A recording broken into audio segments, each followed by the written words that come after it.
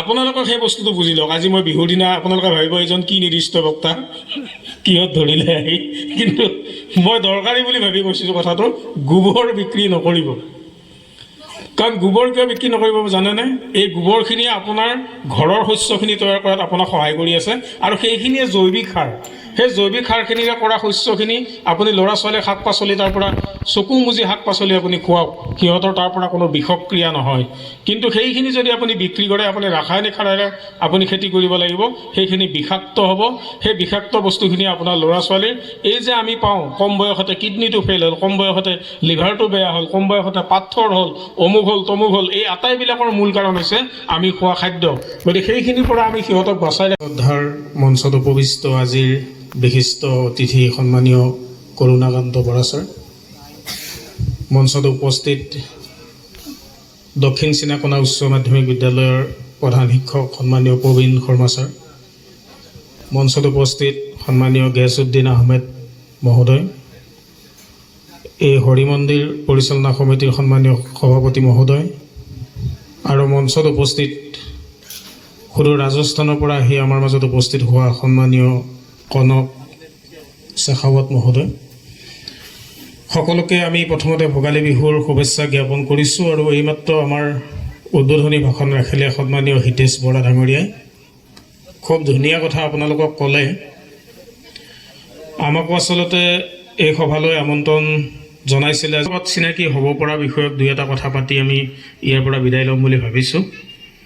প্ৰথম কথা, মই যে ক'লোঁ আপোনালোকক মই এই ৰাস্তাটোৰে সদায় অহা যোৱা কৰোঁতে মই অঞ্চলটোৰ এটা প্ৰতিচ্ছবি এটা মই সদায় লৈ ফুৰোঁ। ইয়াত কি ঘটি আছে, কি ঘটি থকা নাই, বা কেনেকুৱা ঘটনা ঘটি আছে, এই নামঘৰটোলৈ মই চাওঁ, এই জেগাখিনিলৈ মই চাওঁ, আৰু মোৰ ভাল লাগে এইটোৱে যে ইয়াত যেতিয়া বাৰিষা খেতি পথাৰত আপোনালোকে কাম কৰি থাকে তেতিয়া মই চাই যাওঁ। আকৌ যেতিয়া খৰালি মাহতো মই এইপিনে যাওঁ তেতিয়া আপোনালোকৰ মানুহবিলাকক মই চাই যাওঁ। এইমাত্ৰ আপোনাৰ হেৰিক মই সুধিলোঁ যে ইয়াত মই বাঁহ বন কৰি থকা ল'ৰা এটা খুব লগ পাওঁ। কৈছে যে তেখেত এতিয়া বৰ্তমান নাই, আমাৰ মাজৰ পৰা বিদায় লৈছে। মই মাজে মাজে এনেই মাত দি যাওঁ, ভাল লাগে। কথাটো হৈছে এই ঠাইখনৰ নাম যে আকৌ মিলনপুৰ, কথাটো মই জনা নাছিলোঁ। মিলনপুৰ কথাটো কিন্তু মই চিঠিখন পোৱাৰ পিছতহে মই জানিলোঁ। ঠাইখনৰ নামটো কি, একজেক্ট নামটো মই জনা নাছিলোঁ। মই হুছেইন চুবুৰী যিহেতু ওচৰতে আছে, হুছেইন চুবুৰী বুলিয়ে চিনাকি এটা দি আছিলোঁ। আজিৰ দিনটোত ইয়াত আপোনালোকে ভোগালী বিহু পাতিছে, আৰু মই দেখিলোঁ যে এইখন 24 সংখ্যক ভোগালী বিহু, তাৰমানে আৰু এবছৰ পিছত আপোনালোকৰ ৰূপালী জয়ন্তী হৈ আছে। উদ্বোধনী ভাষণত আমাৰ হিতেশ বৰা ডাঙৰীয়াই ক'লে যে আপোনালোকে ইয়াৰ আগত তেওঁ সৰুতে দেখিছে যে ইয়াত আপোনালোকে ৰঙালী বিহু উদযাপন কৰিছিলে। বোধহয় ইয়াত দেউল উৎসৱ এটাও হয়। দেউল উৎসৱটো মই দেখা পাইছোঁ এইপিনে অহা যোৱা কৰোঁতে। চ' যি হওক, এই অনুষ্ঠানটোৰ এটা উৎসৱৰ এটা প্ৰাণ আছে।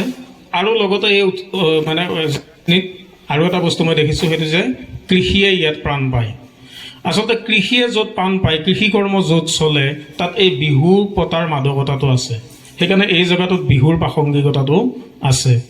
আকৌ বিহু প্ৰাসংগিকতা বুলি ক'লে আপোনালোকে মোক গালি পাৰিব, বিহুটো অসমীয়াৰে আমাৰ জাতীয় উৎসৱ, অসমীয়া আমাৰ বাপুতি সাহোন, আমাৰ শিৰে শিৰে বিহু বৈ আছে।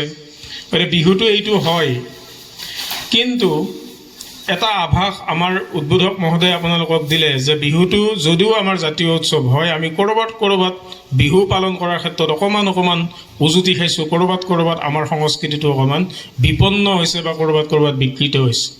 সেই দিশটো চাবৰ কাৰণে আমি প্ৰথম আহিব লাগিব বিহুৰ মূল উৎসৰ পৰা। বিহুৰ মূল উৎসটো কি? এই যে আমি ইয়াত ভোগালী বিহু পালন কৰিছোঁ, এই যে আমি মেজি জ্বলাইছোঁ, আমি ভেলাঘৰ বনাইছোঁ, আমি অন্যান্য কিবা কিবি আমাৰ পৰম্পৰাগত মানে যিবিলাক আমাৰ সংস্কৃতি আছে, সংস্কৃতিবিলাক পালন কৰিছোঁ। এনেধৰণৰ সংস্কৃতি আমাৰ ৰাজস্থানৰ ল'ৰাও ইয়াত উপস্থিত আছে, আপোনালোকে জানিব। এই যিটো মকৰ সংক্ৰান্তিৰ যিটো সময়, এই সময়ত প্ৰায় ভাৰতবৰ্ষৰ সকলো ঠাইতে এনেকুৱা ধৰণৰ উৎসৱ পালন কৰা হয়। আমাৰ এই উৎসৱটো এটা সময়ত আমাৰ যিবিলাক ট্ৰাইবেল মানুহ আছিলে, সেই ট্ৰাইবেল মানুহবিলাকৰ মাজত এই উৎসৱটো এসময়ত জনপ্ৰিয় আছিলে। তাৰ পৰা ক্ৰমে আমাৰ আহি বিহুৰ ৰূপ ল'লে।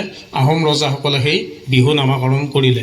মেজি শব্দটো বহুতে তেনেকুৱা এটা বড়ো শব্দৰ পৰাই মেজি শব্দটো অহা বুলি কয়। তো যি নহওক, মূলত বস্তুটো জড়িত হৈ আছে আপোনাৰ কৃষি কৰ্মৰ লগত। এই কৃষি কৰ্ম নে আমি অসুস্থ থাকিম, এই কথাটো নিৰ্ণয় কৰি আছে আমাৰ খাদ্যই। এই কৃষি কৰ্ম আৰু খাদ্যৰ মাজত যিটো যোগসূত্ৰ, এই যোগসূত্ৰটো কিন্তু কি হৈছে আমাৰ লাহে লাহে যোগসূত্ৰটোত কিবা এটা কেৰণ আহিছে। কি কেৰণ আহিছে আপোনালোকে জানে? কেৰণটো এইটো হ'ল যে আমি অসমীয়া মানুহবিলাকে লাহে লাহে খেতি কৰিবলৈ অলপ এলাহ আৰু অলপ বাদ দিবলৈ লৈছোঁ। কাৰণ বস্তুবিলাক এতিয়া বজাৰত এভেইলেবল, যিকোনো বস্তু যেতিয়াই তেতিয়া বজাৰত বেছি বিচাৰিলে পায়। আমি যেতিয়া সৰু আছিলোঁ তেতিয়া কিন্তু ইমান এভেইলেবল আমাৰ এই অঞ্চলবিলাকত নাছিল। আপোনালোকে মনত পেলাওক, খাহী মাংস খাবলৈ আমি দুটা বস্তু ৰখিব লগা হৈছিল, এটা হয় আমুতি, নহয় মাঘৰ বিহু। মাজত কিন্তু খাহী মাংস নাই। আৰু যদি ক'ৰবাত স্পেচিয়েল কিবা ভোজ ভাত নহয়, মাজত পাবলৈ নাছিল যেতিয়া আমি সৰু আছিলোঁ। কিন্তু এতিয়াতো এভেইলেবল।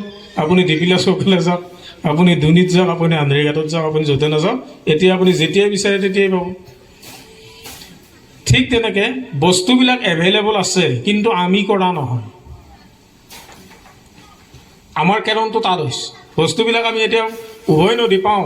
এতিয়া বিহু বুলি কোৱাৰ লগে লগে আপোনালোকে দৈ পাইছে, আপোনালোকে চিৰা পাইছে, আপোনালোকে যি লাগে বজাৰত যি বিচাৰিছে আপুনি তাকেই পাইছে।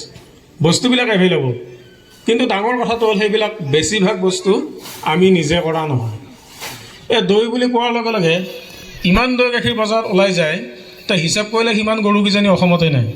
গতিকে আপুনি ক'ৰ পৰা আহিল দৈবিলাক? দৈবিলাক ৰাতিৰ ভিতৰতে পেকেট ফাটিল, তাতে চানা পানী পৰিল, এক ৰাতি ফ্ৰিজত থাকিল, পিছদিনা বজাৰত আহি গ'ল। এনেকুৱা পাই মই কিছুমান বজাৰত দেখিছোঁ যে জিকা ভোল আপোনাৰ বিক্ৰী কৰিবলৈ নিছে, এইটো যে লোকেল বুজাবলৈ সেইকেইটাকে এপাত টঙলেৰে বান্ধি লৈ গৈছে, কিন্তু বস্তুকেইটা খালোঁ এতিয়া। আপুনি টঙলডাল দেখি ভাবিছে কি যে এইটো আমাৰ লোকেল, আপুনি লৈ আহিল, কিন্তু সেইটো বেচাৰ বুদ্ধিহে, বস্তুটো লোকেল নহয়। কথাটো বুজি পাইছে মই কোনটো দিশত কথাটো ক'ব গৈছোঁ? এইটোৱে যে আমি আমাৰ কৃষি কৰ্মবিলাক আমি লাহে লাহে অকণমান বাদ দিছোঁ। আমি অলপ বজাৰৰ বস্তুৰ প্ৰতি আমাৰ আকৰ্ষণটো অলপ বেছি হৈছে। এতিয়া মই কওঁ, খাহী মাংসই আমি বহুতে খালোঁ বিহু বুলি। এই খাহী মাংসবিলাকৰ বেছিভাগ কি আহিল আমাৰ? এইটো বিটেল বুলি কয়। আকৌ এটা তাতো কি হৈছে? তাতো এটা গণ্ডগোল হৈছে। আমাৰ যিটো লোকেল যিটো খাহী মাংস আছিল, সেই খাহী মাংসটো এতিয়া বজাৰত পাবলৈ নাই। বৰ ডাঙৰ ডাঙৰ খাহীবিলাক আহি গ'ল বজাৰলৈ। চ' এই কথাটো মই এইকাৰণে কৈছোঁ যে সেই খাদ্য সম্ভাৰৰ লগত আমাৰ দেহযন্ত্ৰটোৰ লগত এটা সম্পৰ্ক আছে। এই দেহযন্ত্ৰটোৰ সম্পৰ্ক কি? যদি আমি ভেজাল খাদ্য খাবলৈ লওঁ, তেতিয়া আমি দেহটো কি হ'ব? আমাৰ দেহযন্ত্ৰটো আমাৰ ভেজাল হৈ যাব। বিভিন্ন বেমাৰ আৰু বিভিন্ন বস্তুৱে আমাক আক্ৰমণ কৰিবলৈ ল'ব, আৰু আমি কিছু সংখ্যক মানুহ এনেকৈ কি হৈ যাম? খাদ্যৰ কাৰণে আমি পংগু হৈ যাম। তাৰ কাৰণে আমি প্ৰথম গুৰুত্ব দিব লাগিব যে খাদ্যটো আমি উৎপাদন কৰিবলৈ, আমি যেনেকৈ বিহু পাতিবলৈ লৈছোঁ, তেনেকৈ আমি আমাৰ এই অঞ্চলৰ কৃষি কৰ্মবিলাক আমি নিজে কৰিবলৈ লওঁ। আমাৰ অসমীয়া মানুহৰ এটা গৌৰৱ আছে, আমাৰ পিছফালে এখন বাৰী থাকে, আগফালে এখন শাকনি বাৰী থাকে, আৰু আমাৰ ওচৰে পাজৰে, ঘৰৰ ওচৰে পাজৰে বিভিন্ন ঔষধি গছৰ চোতালৰ কাষে কাষে বিভিন্ন ঔষধি গছ থাকে। সেই ঘৰখনলৈ যোৱাৰ লগে লগে আমি দেখোঁ যে এইখন এখন অসমীয়া মানুহৰ ঘৰ। এই অসমীয়া মানুহৰ ঘৰৰ যিটো পৰিচয় আগত আছিল, সেই পৰিচয়টো আমি আজি ৰাখিব লাগিব। মই যদি সোধোঁ আপোনালোকক, এই যে আমি বিহুৰ পিঠা বনালোঁ, বিহুৰ পিঠা বনাবলৈ এতিয়া নাৰিকল এভেইলেবল। কেনে চাইজৰ নাৰিকল লাগিব আপোনাক? মাৰ্বলৰ নিচিনা লাগে যদিও পাব, তাতকৈ ডাঙৰ লাগে যদিও পাব। নাৰিকলেই নাৰিকল আপোনাৰ বজাৰত এভেইলেবল। ক'ৰ পৰা আহিল নাৰিকলবিলাক? নাৰিকলবিলাক অহাৰ কাৰণে আমি বেয়া পোৱা নাই, আমি ব্যৱহাৰ কৰিছোঁ, সেইটোতো আমি বেয়া পোৱা নাই। কিন্তু কথাটো ক'ৰ পৰা আহিল সেইটো সুধিছোঁ। এইবিলাক আহিল কেৰেলাৰ পৰা। এইবিলাক সাগৰৰ পাৰৰ নাৰিকল। তেওঁলোকে ওপৰৰ জাবৰটো বেলেগ কামত ব্যৱহাৰ কৰে, ভিতৰৰ নাৰিকলটো আমাৰ ফালে পঠিয়াই দিলে। আমি ইয়াত বিহু পাতিলোঁ, আমাৰ নাৰিকলবিলাক ক'ত গ'ল?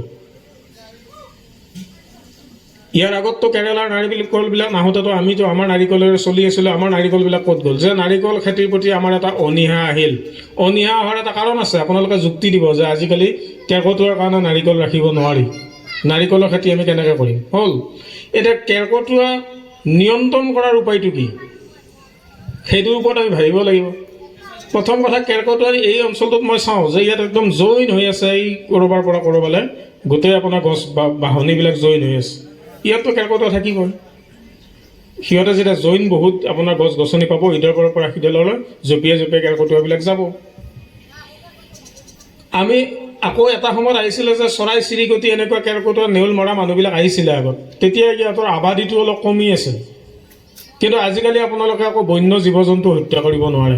আপুনি যদি কেৰ্কেটুৱা হত্যা কৰি এটা মোবাইলত ভিডিঅ' এৰি দিয়ে, পিছদিনা আপুনি এৰে যোৱাটো খাটাং, আপোনাক লগে লগে কি কৰিব, ধৰি লৈ যাব আহি। গতিকে আপুনি মাৰিবও নোৱাৰে, এতিয়া কি কৰিব?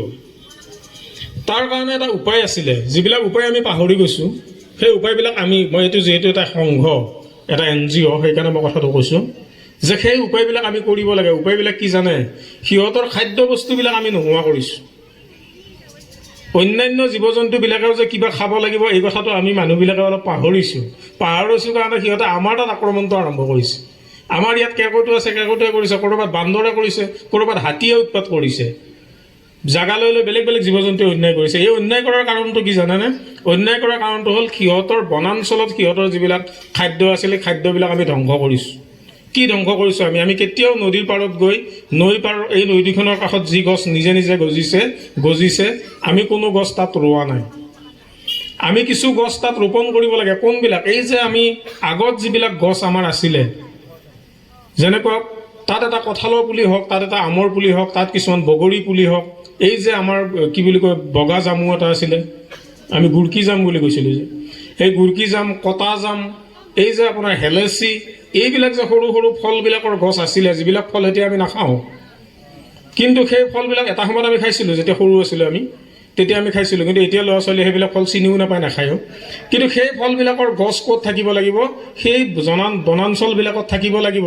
তেতিয়া সিহঁতে সেইবিলাক খাব। আপোনাৰ ঘৰলৈ নাৰিকল বিচাৰি নাহে, আপোনাৰ মোৰ ঘৰলৈ সিহঁতে তামোল পাণ বিচাৰি নাহে।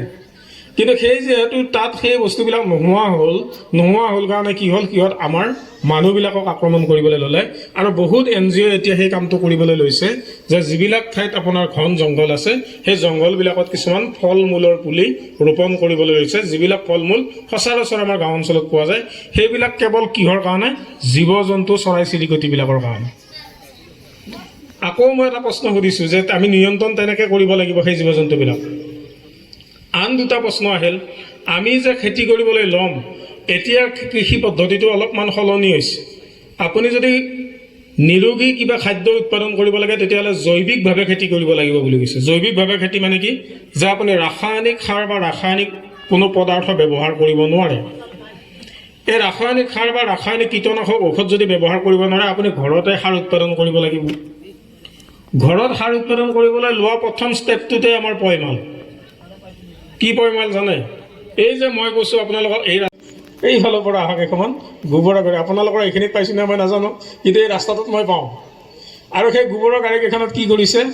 আমাৰ মানুহখিনি আনি গোবৰখিনি তুলি দিছে, কিবা 60 টকা 70 টকা দিছে। আৰু এই কামটোত মোৰ বেলেগ নকওঁ, মই নিজে কিন্তু খেতিয়ক দেই, মই খেতিয়কৰ ল'ৰাও, মই নিজে খেতিয়কো। আপোনালোকে মোৰ ঘৰত প্ৰমাণ চাব লাগিলে মোৰ ঘৰত যে চাব, মই খেতি কৰোঁ। মোৰ ঘৰৰ শস্য মই নিজে ঘৰত উৎপাদন কৰোঁ। সহজে মই বজাৰত শস্য কিনিবলৈ নাযাওঁ, সেইকাৰণে কথাটো কৈছোঁ।